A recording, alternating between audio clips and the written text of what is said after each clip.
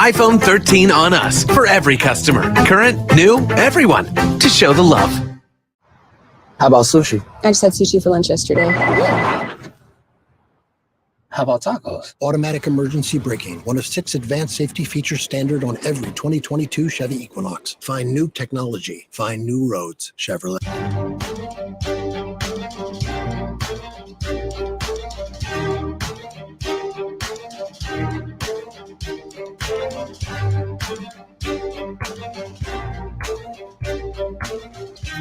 Welcome to the Black Table on the Black Star Network.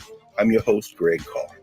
We'll devote an hour today, as we always do, to exploring ideas and subjects of general importance and special importance to African people and others fighting for the struggle to make and build a better world. Well, we are in the week of Juneteenth.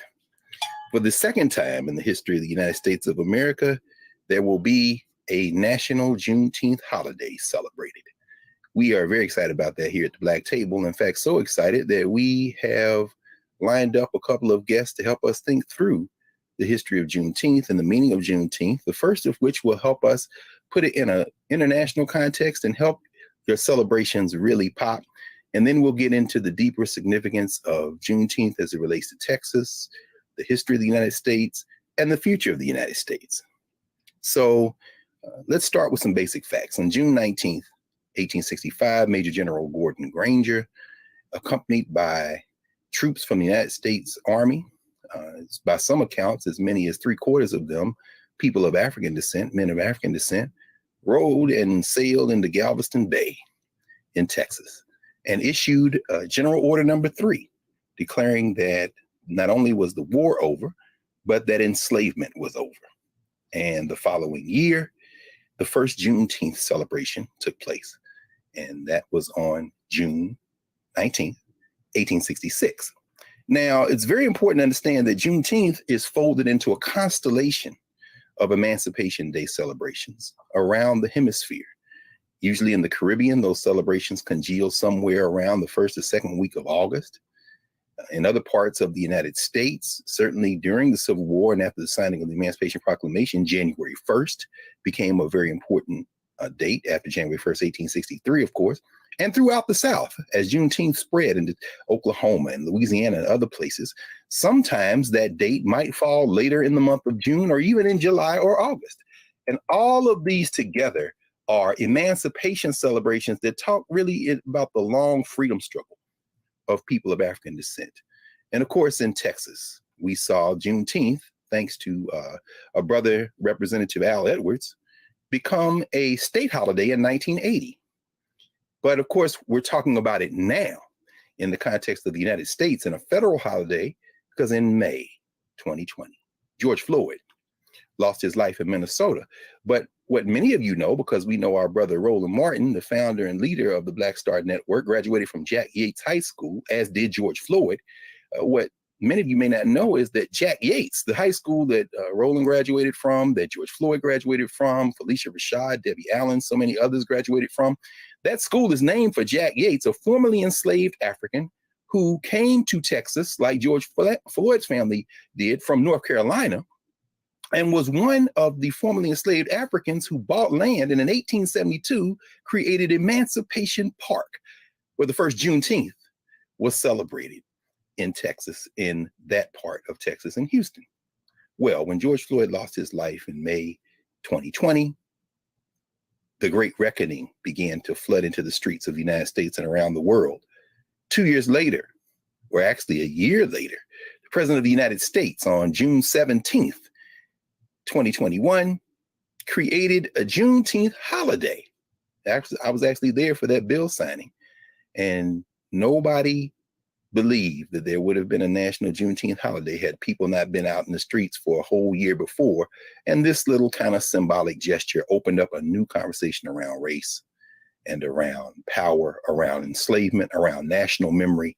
And so today, we couldn't think of anyone better to think about Juneteenth, the rituals of Juneteenth, the significance of Juneteenth, than a sister who enters this conversation from a very unique point. She is a naturopathic doctor, physician. She is an entrepreneur and institution builder. She is a 5-generation herbalist. She is a remarkable thinker, institution builder, cultural worker, and Dr. Sunyatta Amen, who joins us now.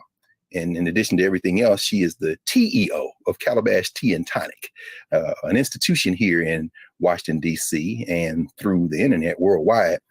She's going to help us think about Juneteenth in a very special and very specific way. I want to bring her to the Black Table and welcome her. Welcome, Dr. Amen. Thank you, Dr. Carr. Thank you for having me. I'm so honored to be here with you. Yes, no, I mean, thank you. I mean, we have a lot of next week we'll talk to Gerald Horn, our friend Gerald Horn, who's going to walk us through the history of Texas and Juneteenth and all that. But today we were like, okay, everybody's going to be celebrating. And of course, our people have been celebrating all along in Texas with the barbecues and the foot races and the pageants and the games. But the food is significant in all human rituals. And people now who are stumbling around in the stores trying, I want to celebrate Juneteenth, or I want to honor Juneteenth. What do they eat? I mean, what do they do?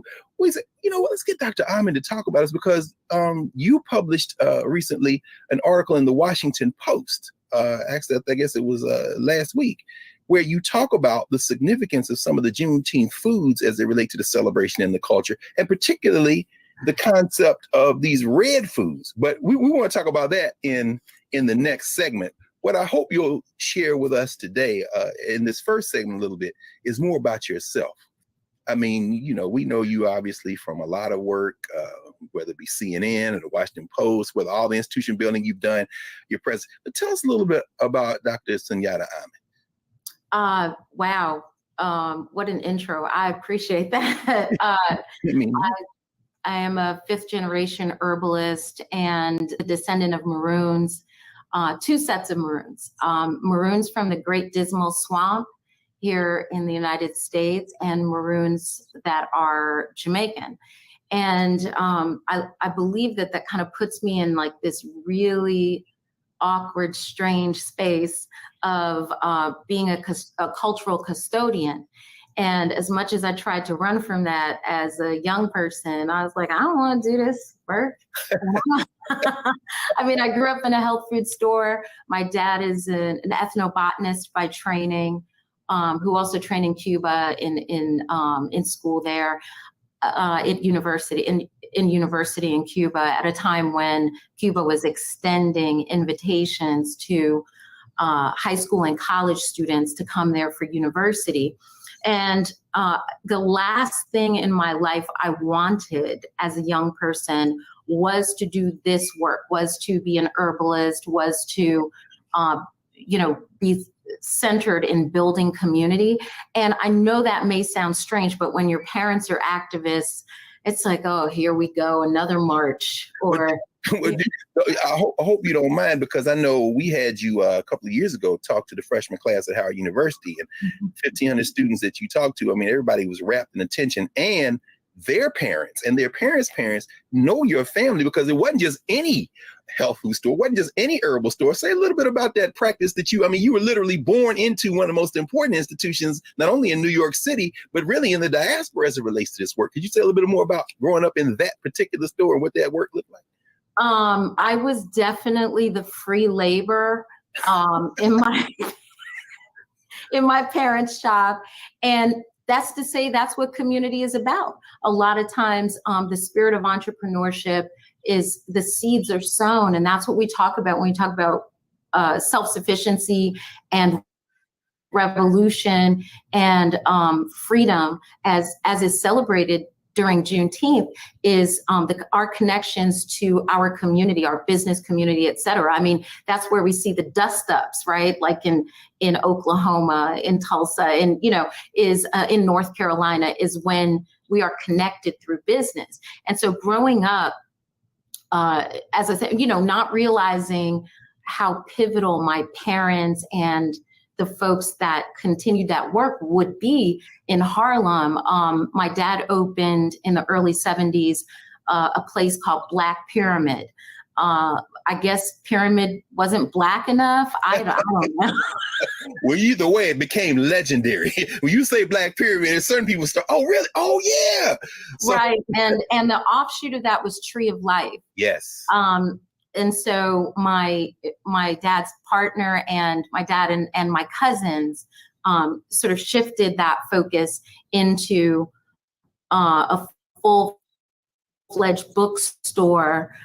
They figured, if you're feeding people's minds, you're going to feed their bodies. There has to be this shift in consciousness. And so that store existed for maybe 25 years, and then Tree of Life up until, not so long ago.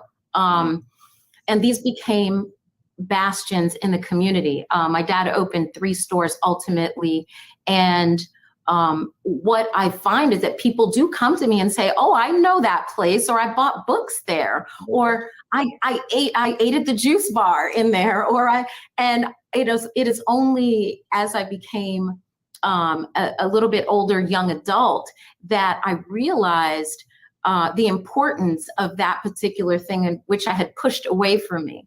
So every time I thought I was getting out, they pulled me back in. Well, you know what?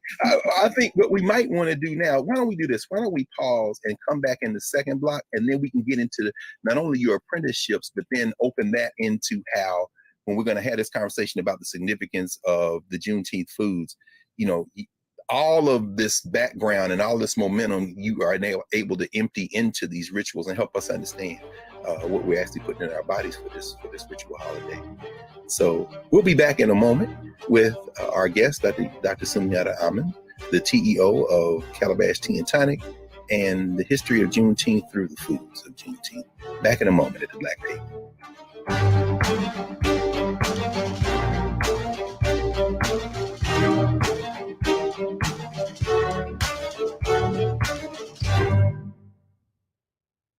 Love our new Alexa. It's a Buick. Yeah, Alexa. Buick. Alexa. It's a Buick. It's an Alexa. It's a Buick. It's an Alexa. Coach, that's a Buick. That's an Alexa. The Buick Enclave with available Alexa built in. Pull up a chair, take your seat. The Black Table with me, Dr. Greg Carr, here on the Black Star Network. Every week, we'll take a deeper dive into the world we're living in. Join the conversation only on the Black Star Network.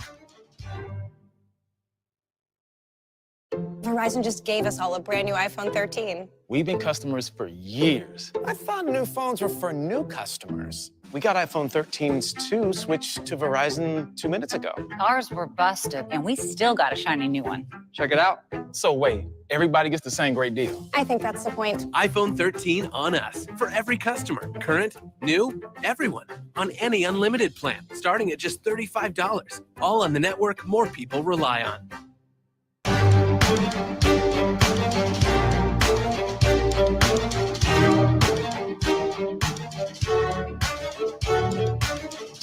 Welcome back to the Black Table. I'm Greg Carr here on the Black Star Network. And Dr. Amen, our guest, Sunyatta Amen, when we paused, you were telling us how you tried to get out, but they pulled you back in. I love I've seen you lecture and have interaction with audiences where you talk about, that apprenticeship literally stained your fingers. I mean, you're working in talk to us a little bit about I was the golden seal girl. I was the person in charge of bagging, ginger and golden seal and turmeric. And so sometimes I'd go to school and my fingertips would be like yellow or red. And people are like, what the heck kind of thing are you doing? Do we need to call children's services? What's wrong with this child's fingers? No, what's going on? Well, even the other students were like, I think, I heard that she's that, they got some stuff in there. They got roots. They got roots. Oh Lord. So they had you pegged for a witch as a child. But I never, students always talk about this when they mention you. They say, you told them you almost never got a cold or never got a cold. I still have yet to remember a cold I got or sick in any capacity. My classmates would get full blown, chicken pox, different things that go around. I just never got sick. And I attribute that to probably breathing in all those fumes of things as the child labor. Right now, the folks who work at Calabash with me never get, and they don't notice it until I said, did you notice that you haven't been sick this whole year? And they're like, oh, you're right. And I'm like, you're welcome. But exactly. I mean, but and then of course you go on to get professional training. You are a licensed naturopathic physician. And I think about the fact that you always talk about decolonizing our tongues. And part of that is restoring us to our natural health. I mean, people think, well, I eat this because it tastes good. But you always remind us, and I'm there because, I'm drinking out of my decolonize your tongue. Okay. I got a rep, I got the maroons. Oh, the maroons. Look, I started to rock my original Maroon 5 joint because I know we're going to talk about that a little bit later in terms of foods of resistance or even now. But you know, you're constantly reminding us that what we put in our bodies, you know, makes all the difference. And so, you know, could you talk to us a little bit about the significance of food in the body, and particularly for people of African descent, as we begin to think about those formerly enslaved people who never stopped practicing health with the foods that they ate? Absolutely. I'm so glad you brought this up. And so many of your students, by the way, from Howard come into the shop all the time and they say, Dr. Carr said, you're a whole witch. And I'm like, thank you. And the way that that relates in the decolonizing of our tongues is reclaiming lots of the things that are our traditions, that it is possible that we still say, we say, oh, that child, he's been here before. Oh, I saw a butterfly. That's my grandmother coming back to tell me something. I mean, we have symbolism, we have connection to nature.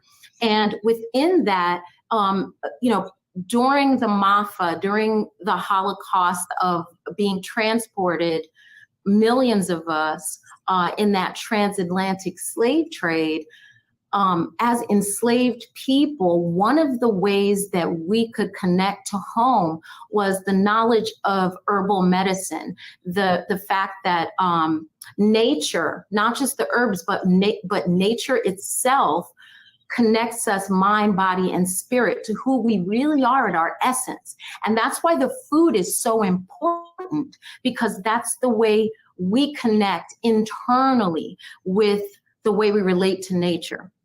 And so many things were taken from us. And even in places where we were forbidden to drum or to practice traditional Yoruba ceremony or traditional Akan things, or we must remember many of us were Muslim, being taken, many imams and many Sufis, and you know that in the New World, in general in life, if you think about it, everything you can do to a person, you can try to control a person. But one thing that you can't really control is food. People decide they're not going to eat, or people who feel put upon decide, I'm not eating, or I am eating my feelings, or I'm not going to eat because I feel a certain way. It is something you can control as an individual. So one of the ways that we take personal power, even if it's in a disordered fashion, even as modern people in disorder, is the control of what we eat or do not eat. And that is a revolutionary act, for better or worse. It is a matter of taking back wresting control. And so when we talk about what we ate from a diasporic perspective post transatlantic slavery, or even during that time, right? Because that was hundreds of years in the making, that we could approximate what we were used to before, and it's its own act of resistance. It's its own decolonizing or resistance to colonization that we're exercising at that point. So if we think about the Maroons, Dr. Carr, I mean, this is one of your loves and specialties, our connection, you know, Queen Nanny, who's on our cup, right? Yes. Or Zumbi, Kojo, you know, Makandal, Dutty Bookman. We talk about how many of them, there's the success of their revolutionary acts, Harriet Tubman, lots of folks, that it had to do with their responsibility to nature and our connectivity to nature that allowed them. And so it's said that, oh, this one practiced voodoo and they had herbs at their disposal, and this one gave herbs to their troops so that they were emboldened and strengthened. This is the food they ate. This is the sacrifices they left to the African spirits that are related to food for us. There's no way to separate it. And so in that context, as we even come to things like Juneteenth, as we come to other celebratory things that we hold in our communities, food is absolutely pivotal. Well, let's continue that momentum as you're talking. And of course, as you talk about all those places you brought in, Jamaica and Cuba and Haiti, and put that right where we can now see this momentum of resistance, literally through with the foods that we ate. In the article you wrote on the 15th of June in the Washington Post, one of the things you talked about. That comes out tomorrow, actually. What you guys got was the preview. Ah, wonderful. Oh, that's perfect. So then that's right in the rhythm then. All right. So you all out in the food section tomorrow. On Thursday, it comes out on Wednesday. June 15th. Yes. So by the time folks are seeing this, it will have already come out. So you all can now access the Washington Post and see this article. And so in it, you talk about several of those herbs, those plants, and you focus in on hibiscus. And you write hibiscus plants with a lot of the other botanicals that come from Africa, like ginger and the various spices, as you said, came with us on those ships. And they not only allowed us to continue our practices, they continued to heal us. And of course, coming out of the Caribbean as you do, you also write about how over the last decade plus, that sorrel that so many people in the diaspora enjoy, it has medicinal benefits. Could you talk a little bit about what makes the red and some of these red drinks that we consume, not all of them, as we'll talk about in a minute, but some of them, what makes them so powerful? And talk about some of those herbs. That's such a great question. Red is a significant ancestral color for us. In many of our West African traditions, red symbolizes ancestral connection and power through blood connections. And that connection doesn't have to be people you're related to. Is symbolic. And so when you talk about Shango, when you talk about Alegua, whose bracelets I have on now, both of those deities, but we talk about red being a color of power. When people get married, they're often wearing red, not white. People are there is red involved in ceremony and palm wine and cola. I know Coca-Cola made this formula that people associate cola with brown, but that's because it's been dyed brown. But the truth is that cola nut, you have white colas, red cola nuts. It's those are associated with divination, with asking the creator, what's the next step, or how do I go forward? And wait, before we go, I don't want to dwell on this, but just so folk catch that, Coca-Cola, like we drink Coca-Cola, that has roots in the Caribbean as well?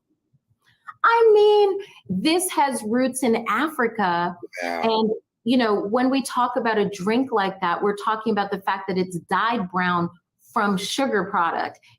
It is sweet from sugar product. It is spiced, seasoned with cola nuts, which are traditional to us in West Africa, right?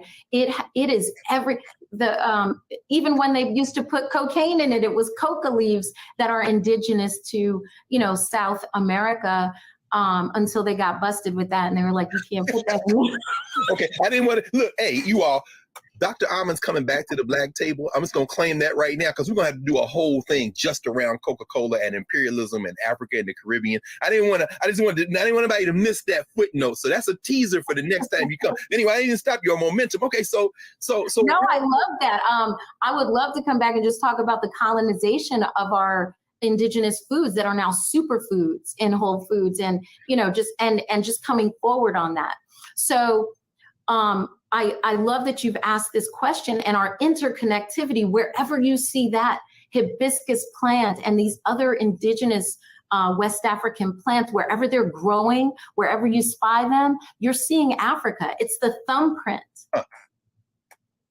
It's the indelible thumbprint, because hibiscus stains whatever it touches, and it has left a fingerprint, a watermark of capitalism, imperialism, enslavement, and resistance. It's leaving its mark.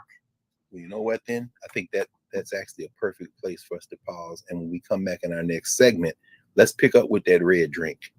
Because just like Juneteenth, I've heard a lot of debate and discussion saying, well, Juneteenth belongs to us as Black people. It's not American. It's not everybody in America. It's enslaved people. And then people say, well, Juneteenth isn't part of the Caribbean. It isn't part of Africa. We are African Americans. Well, just like you said, anytime you see that red, you see us wherever it is. Anytime you see Juneteenth, you see liberation struggles wherever they are. So that's perfect. When we come back in a moment with you, Doc, we're going to pick right up and ask you about that red drink. We're going to ask you about not only its significance, but where we see it, how it connects to Juneteenth, other red drink options. And for those of you who have read the Washington Post article, Dr. Amen includes a recipe on how you can brew your own up. But we'll be back in a moment here at the Black Table, Black Star Network. Back in a moment.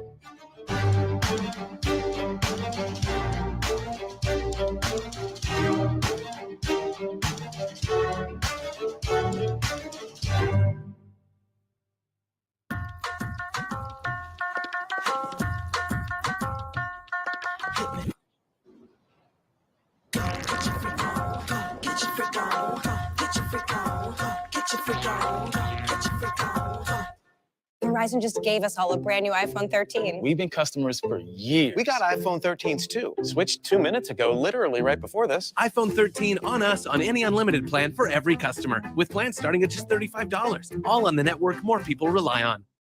Love our new Alexa. It's a Buick. Yeah, Alexa. Buick. Alexa. It's a Buick. It's an Alexa. It's a Buick. It's an Alexa. Coach, that's a Buick. That's an Alexa. The Buick Enclave with available Alexa built-in.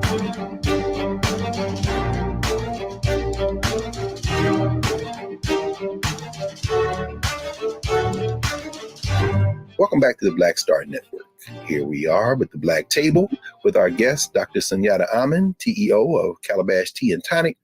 And when we left, you led us right up to the door of that red drink that we see proliferate in Texas. And these Negroes is barbecuing whole hogs. They out here doing all kind of, walk us through some of that food, Dr. Amen, because, in addition to being intimately familiar with the foods of Africa and the diaspora and what is good for us, you also talk a lot about the things that aren't so good for us and how sometimes mixing those things together can have detrimental effects. But talk to us a little bit about this red drink that we see.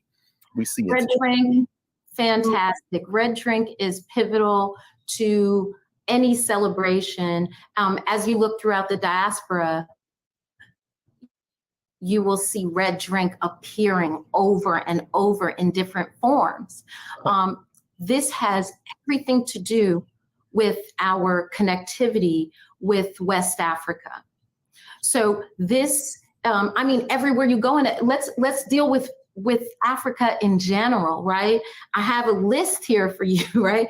We have Bissap in Senegambia. We have sorrel in the Caribbean. We have Rosella in the Horn of Africa and Italy. It spread to Italy. And the Middle East, they call it Rosella, or so-called Middle East arbitrary geopolitical term. Yes. Let's not forget that. Yes. In Egypt, you're going to call it karkade. Oh, that's my favorite. Yeah, anytime we go to Egypt, I know you've been there many times, me too. We get off the plane looking for that karkade.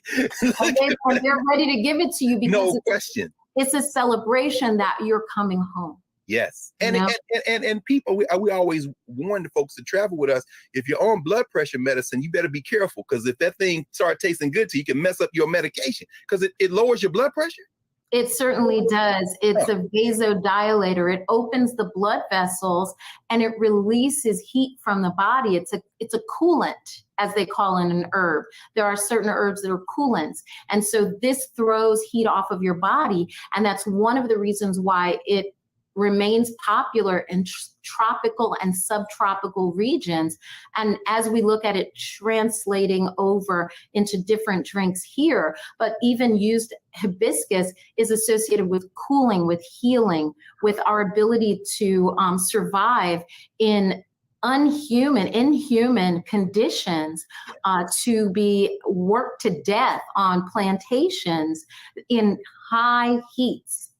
So I still have some more. Yeah, I don't want to interrupt you. So some of these other regions, like what's the name? What other names do we have? So in Central America, it is called agua fresca de Jamaica or Jamaica. And so it's called Jamaica because that was one of the main landing points of hibiscus and other herbals. And I assert that not just because my parents are Jamaican, but I assert that there's a history of maroonage in Jamaica and that connection from Queen Nanny and Cudjoe and all these other folks. And when we talk about their mastery of herbal medicine is because it was one of those places where the drum still existed and our connection to traditional spirituality, which includes herbal medicine. There's no way to separate it. So we also have in Brazil, we have vinagrera. It can be found everywhere. I mean, you see it over and over again. And as you mentioned, Dr. Carr, things that are great for us and some things that aren't so great. Hey, there's life. So yeah, wow. And then so then the folks brewing that red drink in whatever form they brew it in Texas, celebrating Juneteenth, are cousins with all these other folks. We are all cousins.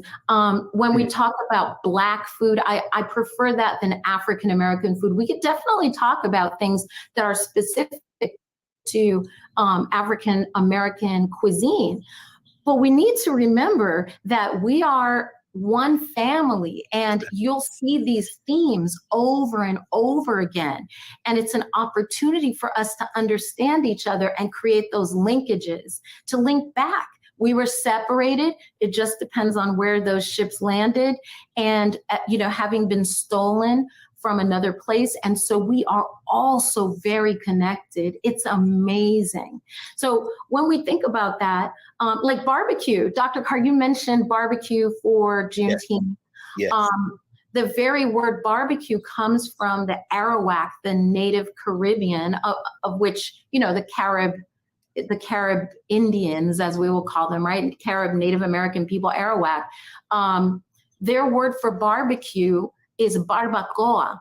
And so that's where the word barbecue came from, or barbacoa. And so we can't separate at all. Like there's no way to separate our intrinsic relationships with Native American people that we interblended with, literally, and then also from each other as descendants of African, stolen folk. So, oh man, I'm just so excited thinking about this because so many of us don't realize as Black people how connected we are and how far back those traditions go. You wrote about all that red food that is associated with Juneteenth: strawberry pie, barbecue, red rice, watermelon. Watermelon is so important to us, and watermelon's gotten a bad rap, Come on, redeem watermelon for us, Dr. Amen, today. Don't be ashamed of that watermelon, y'all. There are people who say they won't eat it in public around mixed company. In mixed company, they will not eat it in certain settings. I've seen people eat watermelon with a knife and fork, my hand to God. If they're I know. You petty bourgeois Negroes, put that knife and fork down and eat like your mom and them used to eat that watermelon. Why is watermelon so important, Dr. Well, here's the thing. Fair enough, right? Chicken and watermelon became associated with us in a very negative capacity. And in the framework of that, I think personally that foods that we eat with our hands became villainized. So, things with a bone in it, things that we pick up and eat, it seemed déclassé because you're not using continental table manners, with a knife and a fork, which is more of us decolonizing our tongues, pushing away from that and using our hands, learning to eat fufu, learning to eat collard greens, picking it up. You go to some place in the South, people say it tastes better when you pick it up with your hand. No, that's and right. That's because that's the way we traditionally eat. All over the world, people do that, and so when we look at our traditions of red foods, red velvet cake and red punches, you go to the Caribbean, you got fruit punch served to you when you first get off the plane, just like you do in Africa. You get the kerkade, you get the sorrel, you get the bisap. In the South, we have our own traditions, and parts of my family that are from North Carolina went to Texas. And so you find that interconnectivity of people back and forth, where red is a celebration. It says joyful resistance. It says we are still here and we deserve joy. And in the context of that, commercial enterprises like how we mentioned Coke and other makers of soft drinks and hard drinks, right? So non-alcoholic and alcoholic drinks really started to recognize these Black folks like this red drink and red foods. Yes. Let's see how we can color things with as much red as possible, whether it's candies and the Skittle and the, all of this stuff, the red sodas, Big Red and Kool-Aid. Oh my God. You're hitting too close to home, Doc. You're hitting too. I mean, as a child, I'm thinking about Red Hots. I'm thinking about those. In fact, it got so bad that we used to go to the store and we would ask for the candies and the Kool-Aid by the color. Just give me the red. You want the red or the? So are you telling me that this is deliberate? This was a deliberate marketing campaign. Well, think about the fact, Dr. Carr, that we don't describe it as a flavor. No. It's not cherry and it's not strawberry, and it's not hibiscus flavor. It's red flavored. Right. That's how much we love the color red, especially in the drinks and the candies, like being associated with it's in our soul, it's in our DNA. It's one of those DNA memories, those places that are buried deep in us. So a company can sell you those little nasty, you remember those little links that sat on the counter? Yeah. Growing up in New York, they had the bodega and they had the little, you know what I mean? Yeah. And it pulled it out of the thing. I was like, what is that? What is that? And look, all the hood joints, I know, because all our Philly fam lived in Philly for a long time. Them quarter waters, it's a reason they colored that way. You write about that in the article. The quarter water. You got the Kool-Aid is a red. It's not even called the color it is. Kool-Aid doesn't call it red. My God. We call it red. We call it red. Water ice in Philly. What y'all call it in New York? In Philly, they call it water ice. But they push like the Italian ice. Yeah, Italian ice. But it's like, you call it by the color. Give me the red. I want the blue. I want the red. Red. And you could tell because everyone would walk around with a red tongue. Their tongue and their mouth was red. We didn't care, And so when we talk about large food corporations recognizing our love for these things, Juneteenth factors into that, in that so much of our celebration there in the Caribbean with sorrel and pushing into our northern loves for red, it's like they say, oh, wait a minute, we can market this as a thing specifically to people of color. Why don't we, when we come back in our last section now, why don't we come back with the implications of this? Because as we know, this is all new territory for us. These rituals that you have practiced and seen and inherited from the Caribbean, from Latin America. Now this one here in the United States, Juneteenth, has been nationalized and in a kind of struggle over what it means to remember what it means. And we already see the first forays into our community from these corporations as it relates to Juneteenth. So why don't we, when we come back in our last segment, help our viewers think through what it means to celebrate Juneteenth through the food, what it means to protect and extend our traditions, and how we can link our institutions so that we can always preserve the best of these rituals. So we'll be back with Dr. Sunyatta Amen, and we'll be talking more about Juneteenth and these foods at the Black Table. Back in a moment.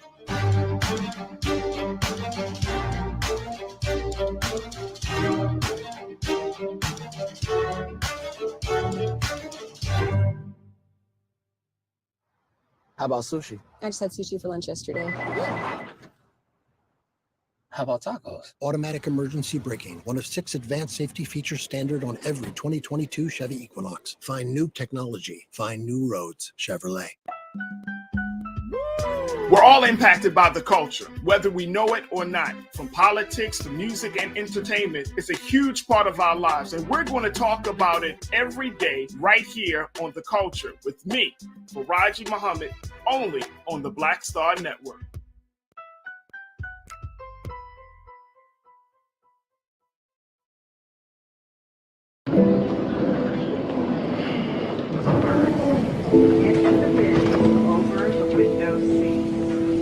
These are the only bins that will accommodate larger overboard.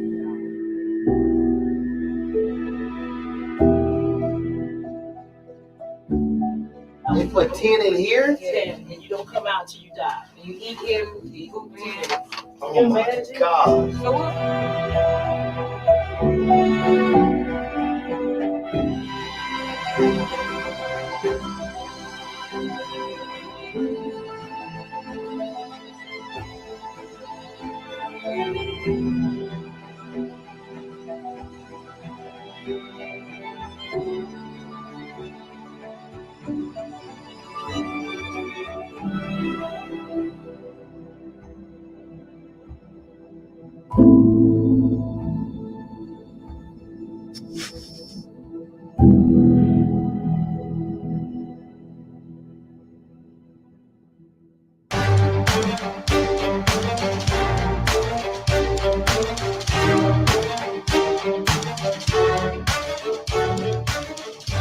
Welcome back to the Black Table.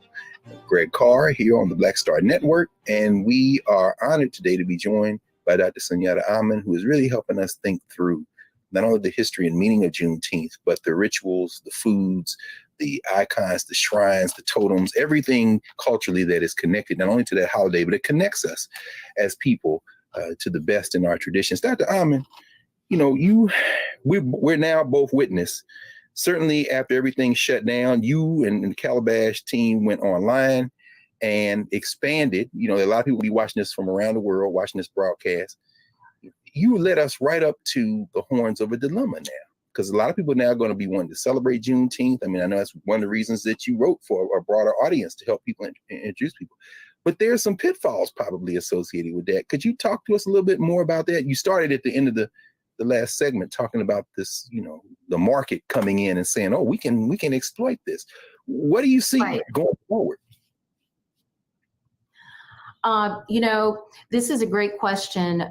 Just like we see traditional superfoods making their way into the marketplace, you name it, matcha and maca and hibiscus and, mushroom and, all of these foods that are now foraged, which we just call going out in the woods behind our house and grandmother said, bring back that pokeweed and let's make a salad. Right. Yes.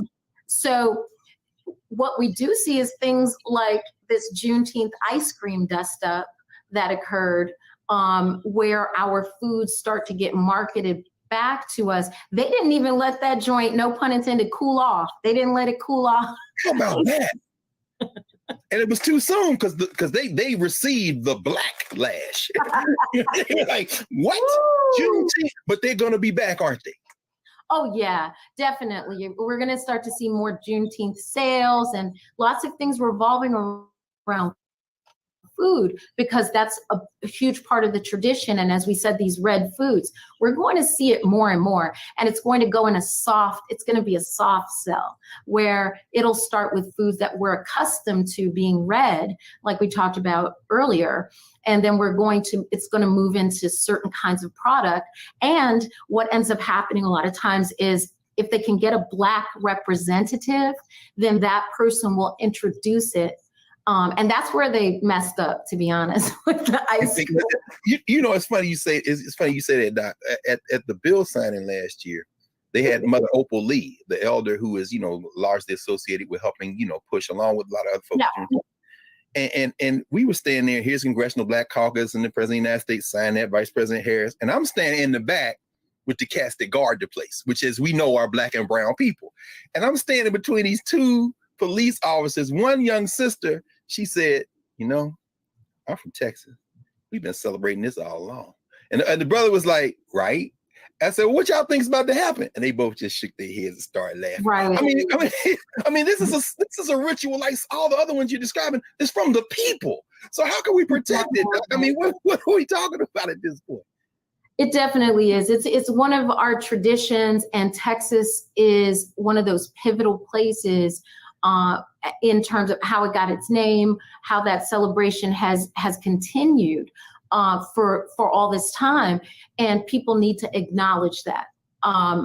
What we look at as a whole is that we do not want to be sold to in this consumer fashion, and when we examine it, when we zoom out macroscopically, we're being sold to all the time things that we have proclivities for. We have those proclivities. So what's happening is this will be the latest in that set of things. And red foods had already been marketed to us, but now there'll be an excuse that takes it out of the quarter water and the now-a-latest, the watermelon now-a-latest, and the hot link sausage on the counter, so it'll start shifting from the Kool-Aid into more palatable, sorbets and things that seem a little classier than what we were used to as children being marketed to.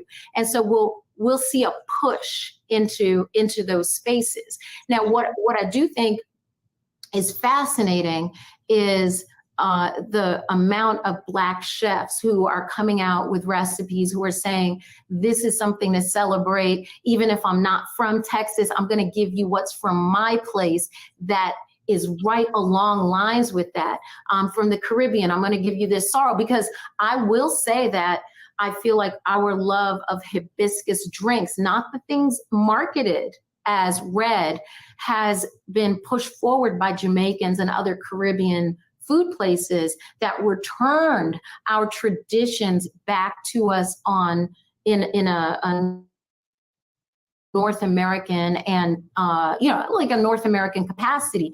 And that's beautiful, because it's just the snake swallowing its own tail. There is no beginning and no end. It only exists in that capacity because we're from, as descendants of the Caribbean, we're from a subtropical environment where that thing grows all the time.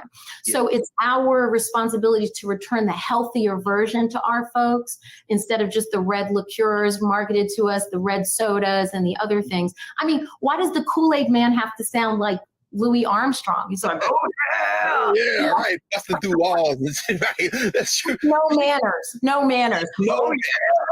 Yeah, what is that? Wow, that just, man, you just really are sparking so many memories for me. I mean, we grew up watching that Kool-Aid man bust through those brick walls. And until you said that, it never occurred to me the underlying cultural assumptions and stereotypes.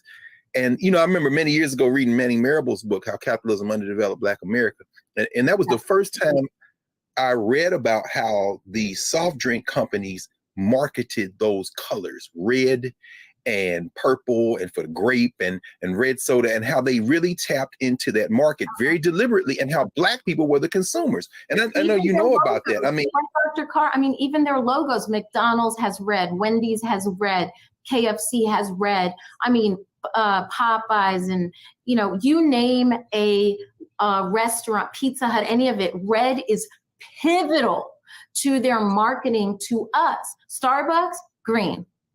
Okay, so right. You have to know who is green. Right, that's true. Whoa, stop playing. Okay, so we got to come back. People are saying, you know what? I do want to ask you this before we go. You have been and continue to be one of the most successful and nuanced kind of bridge builders without sacrificing anything in terms of cultural integrity and foundation. Help us think through what we should be looking, not only what we should be looking for, but how we can meet this moment in a way that enhances our communities. I mean, you're always looking to teach, regardless of anybody's background, their culture, and we know that this flood of commercialization is coming. How can we, what should we do to meet this moment? And what are you all doing? In fact, at Calabash, you're an institution builder, you're an entrepreneur. How should we move in this new environment this new Juneteenth environment? This is fantastic. Our entrepreneurial spirit, which we've always had, right? Mm-hmm. This, you go to West Africa, people have their market stalls. The market women run the economy, right? And so when we talk about reclaiming recipes, let's call it that, reclaiming our recipes, the ingredients themselves, all of these things that are being sold and will be sold as heirloom grits and heirloom so-and-so. And it's only a matter of time. And we already saw it happen with this ice cream debacle. And the other products, right? What we have to do is decide to be those entrepreneurs, even in our own homes, reclaim the recipes, make these recipes, make them healthier versions of what we love, the same seasonings and such, but let's not cook something until it's with an inch of its life. Like, make things more fresh, use the same season. And this gives us an opportunity to lower our blood pressure, avoid sugar and diabetes issues, our risk for cancer, et cetera. This is imperative because good health is not only your birthright, but it is also a revolutionary act. Yes. And as much as I fought this as a child, I am now getting it. Listen, y'all, here we are on the verge of the Juneteenth holiday. I don't think, with the producers, we were talking before, and, they said, let's move this to the first of our 2-part conversation on Juneteenth. And, thank you for doing this, because it's going to be a lot of celebration. It's going to be a lot of noise. But when you watch this hour that we've spent with you today, this just resets the paradigm. It just strengthens us. And ultimately, our health is a revolutionary act, huh? It absolutely is. It is intrinsic to our joy. And if it is true that every American citizen is due life, liberty, and the pursuit of happiness, our being able to live is pivotal to that entire flow. Otherwise, our quality of life is compromised. And that is a deliberate act with corporations. It's a deliberate underpinning of enslavement for so long, and what we were forced to eat, what we had access to. Now we're at the place where we want to make sure that we do the best we can for ourselves to increase our life and well-being. Yes. Well, how can we continue to do that with you and with your team at Calabash? I know one of the things that you and I are involved in, building out the narrative platform, some other work we're doing, is we've been reading and discussing the work of Octavia Butler. And I know one of the new T's you've introduced is Octavia Butler at Calabash. How can we continue to support you and the team at Calabash Tea? And what kind of things you all into that we can share with the Black Table audience today? Well, folks can pop on our website, calabashtea.com. Folks can pop on our Instagram. We love being able to interact and answer questions. We are, we talked about these cultural custodians, like it or not, when we were younger, and we've walked it, we've leaned into it now at this point. And so that's part of it. Is also, we have Harriet's Gun Tea, and we have Garvey's Ghost, and we have actually, I was having Octavia this morning. We have Octavia Butler. We have Oshun's Kiss. Like, we love celebrating our traditional ingredients. I got the little joint. I'm gonna come get my re-up. I got the big joint. Of course you do. You made it. You know what I'm saying? Baby, I'm sorry. We love celebrating. You about to say? Yeah, well, I love the ability to celebrate our ancestors and the people we should give flowers to now. Yes. Through the foods. And that is how we've traditionally functioned, right? So when we talk about our ties and connections to traditional Yoruba and traditional Akan and all of the things that somehow we had to leave a lot of that, we still have it and we can still reconnect. So we're here, we love at Calabash being able to have your cousins. Yes. Well, Dr. Amen, we want to thank you, the whole Black Star Network and the Black Table in particular, for spending this time with us and helping us prepare for the Juneteenth holiday, and beyond that, for really recentering ourselves, for decolonizing our tongues, for healing us. And we hope you'll come back and join us very soon. I appreciate being here. Thank you. Thank you. So we're going to wrap for now, and I'll be back to clear the table in a moment here at the Black Star Network and prepare for next week when we will continue this conversation and put it in a larger geopolitical context with our brother, Dr. Gerald. Back in a moment.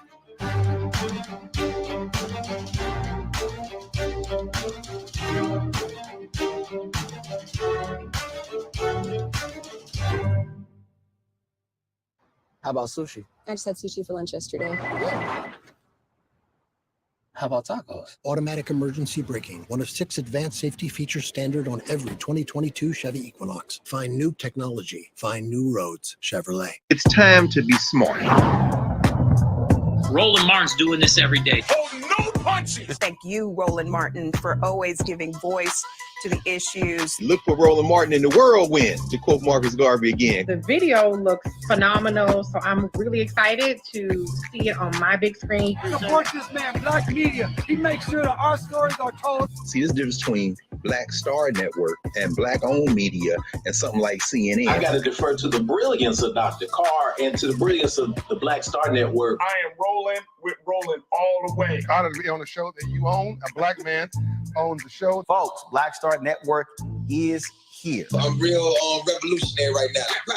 Roland was amazing on that. Stay black. I love y'all. I can't commend you enough about this platform that you've created for us to be able to share who we are, what we're doing in the world, and the impact that we're having. Let's be smart. Bring your eyeballs home. You can't be Black-owned media and be scared. You dig?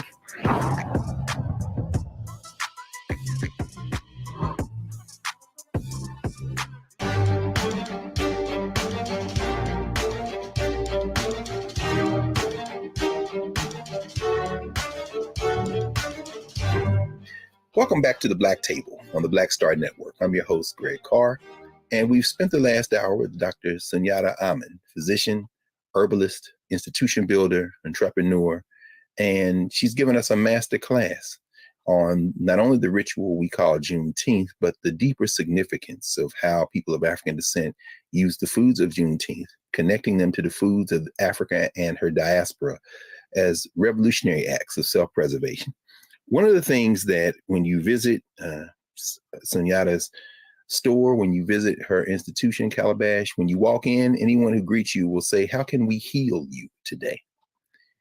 Well, as I said at the beginning of the show, when George Floyd became an ancestor and transitioned to the ancestors, a lot of people didn't know that he had come from Texas, from Jack Yates High School. Jack Yates, one of the founders of Juneteenth in Houston, who had come from North Carolina, like Dr. Amen's ancestors, like George Floyd's own mother, and that they connect to a long and large arc of Maroonage and resistance. Juneteenth is a ritual of resistance, a revolutionary act.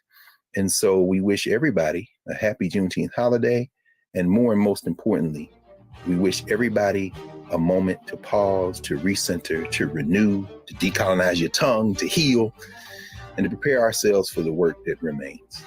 So we'll see you next week back at the Black Table here on the Black Star Network.